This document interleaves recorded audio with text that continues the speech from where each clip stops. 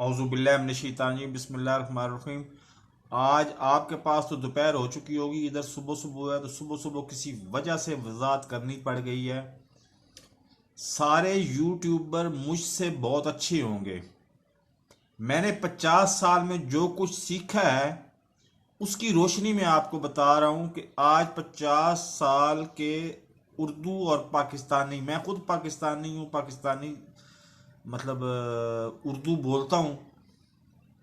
तो ये माशाल्लाह इतने बड़े हैं कि आज 50 साल का तजर्बा हासिल करने के बाद भी, 55 से जायद ममालिक फिरने के बाद भी आज भी इनसे धोखा खा जाता हूं।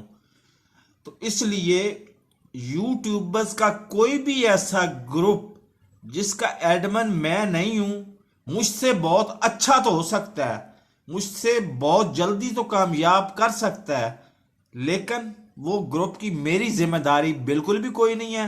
अपनी जिम्मेदारी पे किसी ग्रुप में शामिल हो, कोई आपको चूना लगा के चला जाए या कोई आपको आसमान पे पहुंचा के चला जाए, ये आप जिम्मेदार हैं, मैं जिम्मेदार हरगिज नहीं हूं। मेरे चैनल को सब्सक्राइब करें, साथ लगे बेल आइकन को दबा के ऑल नोटिफिकेशन को ऑन कर दें, ताकि आपका और मेरा रिश्ता मुस्तकिल बुनियादों पर कायम रहे। अल्लाह हाफिज।